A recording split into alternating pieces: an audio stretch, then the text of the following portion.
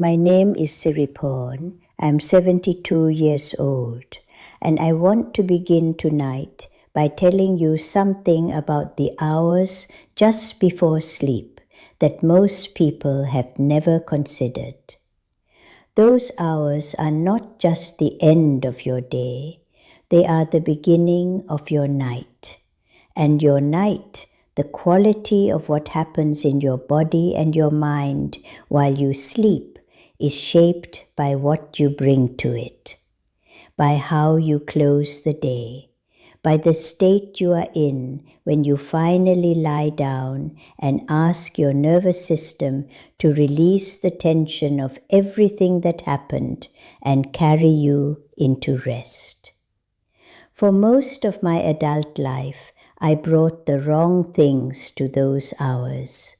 I brought unfinished arguments I was still having in my head, the replay of moments that hadn't gone the way I wanted, the planning of tomorrow before today was even closed, the anxiety about what I hadn't done and what tomorrow required, and whether I was enough and whether everything would be okay. I brought all of it into the space where rest was supposed to live, and rest, reasonably, refused to fully come. And for decades I thought this was just how sleep was, that lying awake with a busy mind was simply the price of being someone who thought and cared and lived with intensity. I didn't know I could choose differently. I didn't know that what I did in the hour before sleep could transform not just how I slept, but how I woke. Not just my nights, but my days. The Buddhist teachings I want to share with you are not about sleep in the conventional sense. They are about closing, about the art of ending a day in a way that allows genuine rest to come, about releasing what the day deposited in you so that you do not carry it compressed and unexamined into the next day and the next.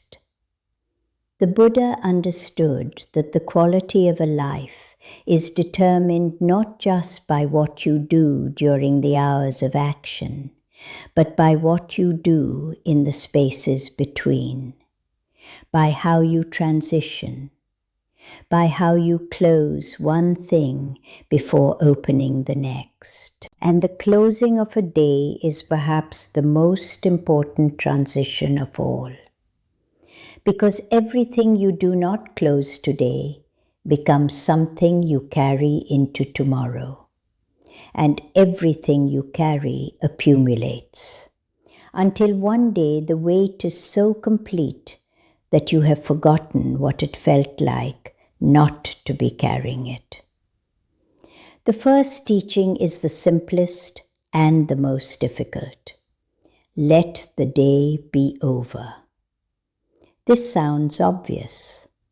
It is far from obvious in practice, because your mind does not automatically stop when the day stops. It continues. It chews on what happened. It rehearses what might happen. It holds everything unresolved and turns it, looking for the angle that will resolve it, the understanding that will settle it, the planning that will prevent the next iteration of it. And none of this resolving happens, because the mind at the end of a long day does not have the resources to resolve anything. What it has are the memories of the day and the anxieties about tomorrow and the particular exhausted agitation that passes for thinking when the brain is depleted. The first Buddhist teaching for the night is to consciously, deliberately, with intention, put the day down. to say, aloud if needed, today is complete. Whatever was in it is in it. Whatever was not resolved will be met tomorrow with a rested mind.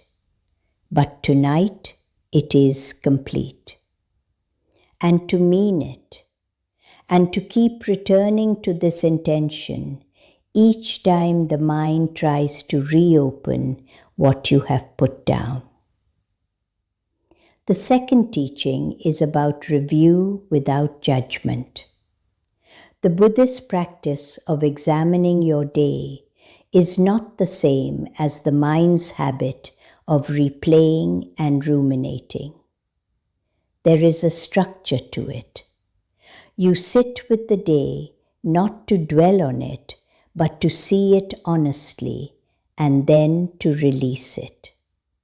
You move through what happened gently, the way you might page through photographs of a journey, not stopping to analyze or criticize or wish things were different, just seeing. This happened, and this, and this. And then when you have seen it, you breathe and you let it go. The seeing itself is the release. Because what we look at honestly, without the distortion of judgment, becomes something we can set aside. What we cannot look at honestly stays with us, undigested, working on us in the dark. The third teaching is about gratitude, not performed gratitude. Not a list of things you tell yourself you should be grateful for. Real gratitude. The kind that arises when you slow down enough to actually notice what was there in the day that you might otherwise miss. The conversation that went surprisingly well. The moment of unexpected beauty. The food that nourished you. The body that carried you. The fact that this day happened at all.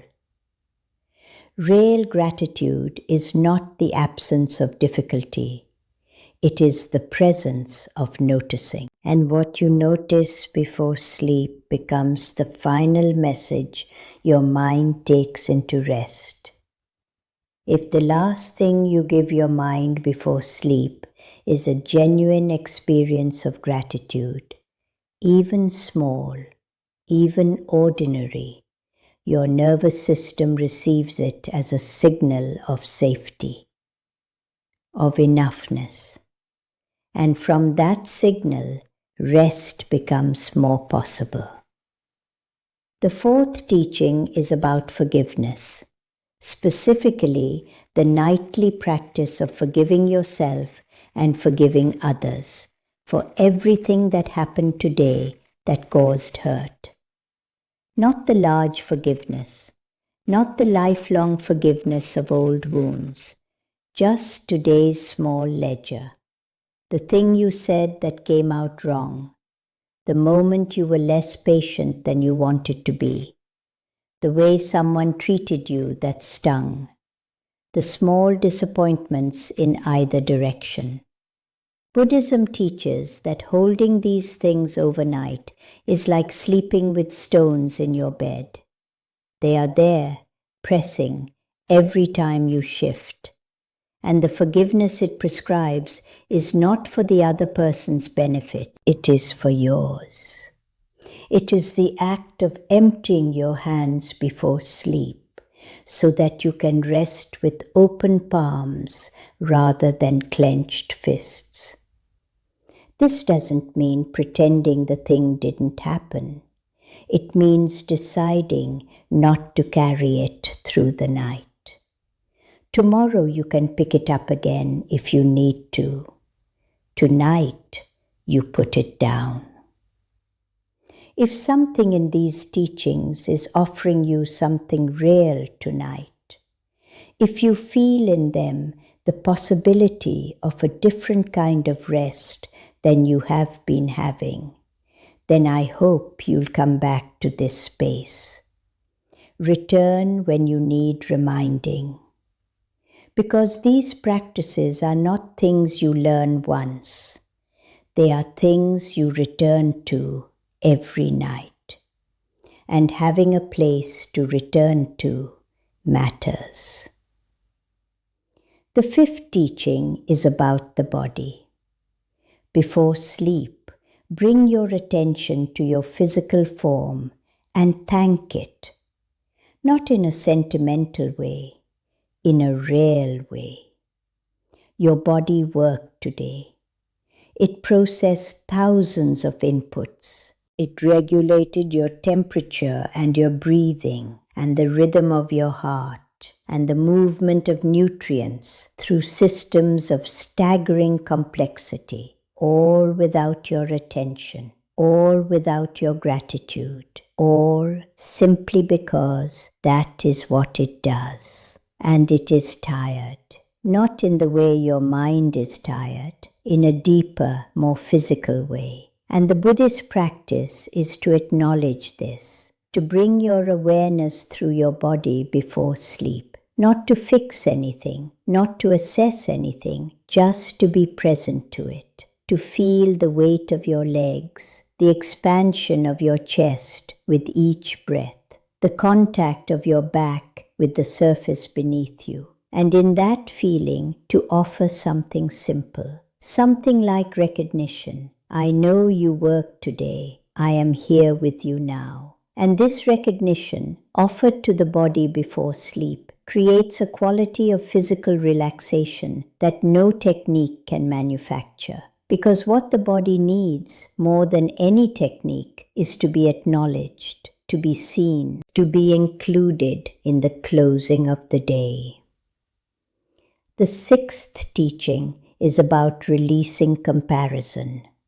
Specifically, the comparison that your mind has been running all day between your life and other lives, between what you have and what others have, between who you are and who you imagine you should be. Before sleep, consciously release this comparison. Name it if you need to. Today I spent time measuring my life against others. Tonight I put that down. Because the comparison is a generator of suffering that runs on your attention. And when you withdraw your attention from it, even temporarily, even just for the night, something quiets that has been loud all day. And in that quiet, something closer to your actual self becomes available. The self that exists before the comparison. The self that is simply here, living this particular life, which is yours, which is enough, which is complete in itself, even in its incompleteness. The seventh teaching is about intention. Before you sleep, set an intention for who you want to be tomorrow. Not what you want to accomplish, who you want to be. One quality, one way of meeting whatever the day brings. This is a practice of placing the last conscious thought of the day, not on what went wrong or what must be done, but on what is possible, on the person you are choosing to be. And this intention, set at the edge of sleep, works in ways that are not fully understood. The mind in sleep is not idle. It processes, it integrates, it moves things from experience into memory and from memory into identity. And what you offer it just before this processing begins shapes what it works with. An intention set at the edge of sleep is carried into the night and can return to you in the morning with a quality of readiness that deliberate planning alone cannot produce. The eighth teaching is about breath, specifically a breathing practice that the Buddhist tradition has used for thousands of years as a bridge between waking and sleeping. It is simple. As you lie down, bring your attention to your breath, not to control it, just to feel it. The natural rise and fall, the slight pause between the out-breath and the next in-breath, the way the body knows how to do this without any instruction from you. And each time your attention wanders, which it will many times, you bring it back, gently, without judgment, just back to the breath, back to this.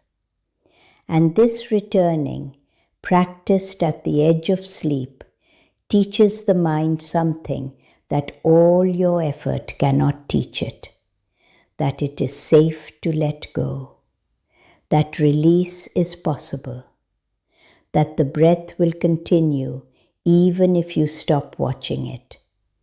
And in that release, sleep becomes less like something you have to force and more like something that simply arrives when the conditions are right.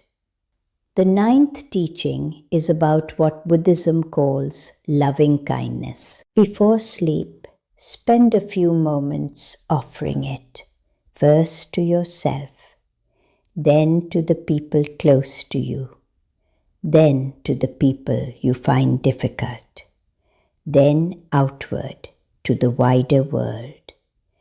Not as a performance, not as a ritual that must be completed in a particular way, as a genuine movement of the heart toward wishing well.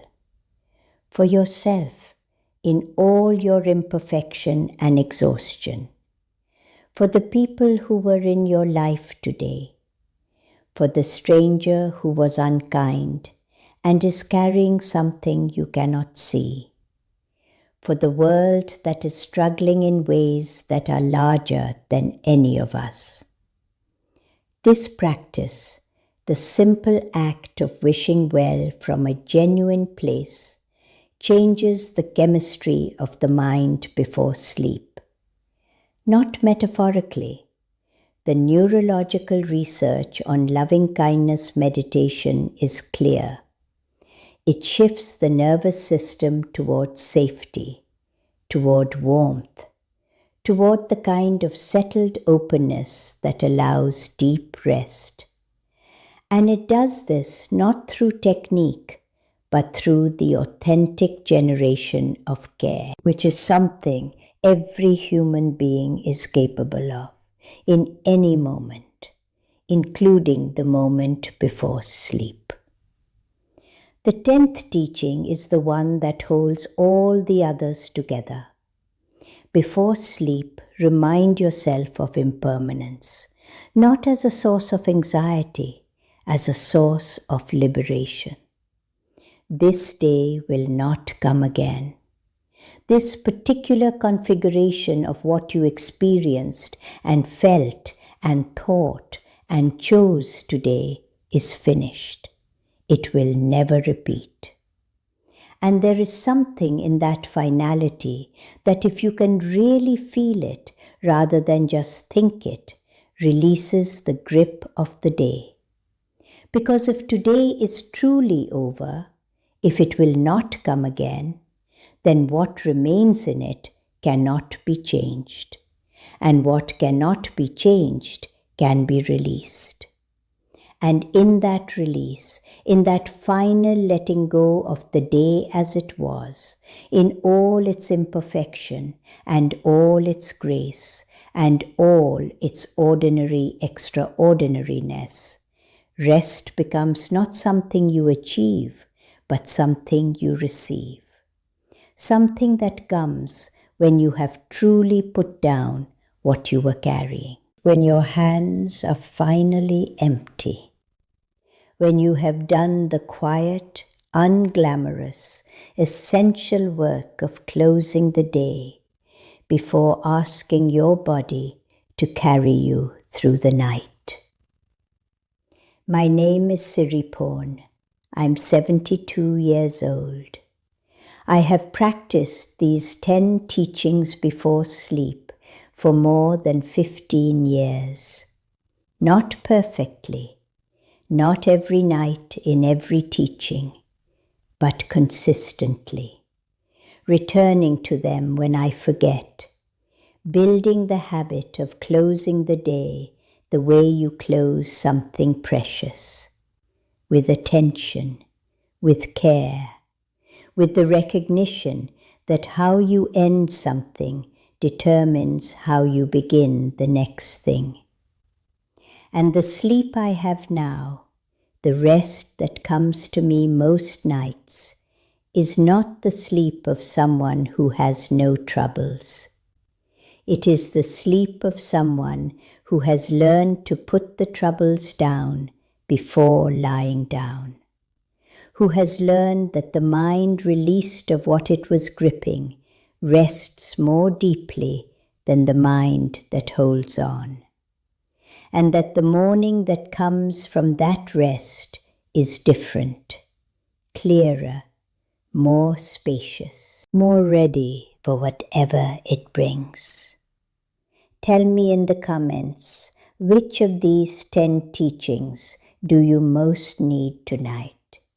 Not most need in general, tonight, in this particular state you are in. Because naming what you need is often the first step toward giving it to yourself. And if you share it, know that the naming matters, that the intention to close today well is itself the beginning of doing it.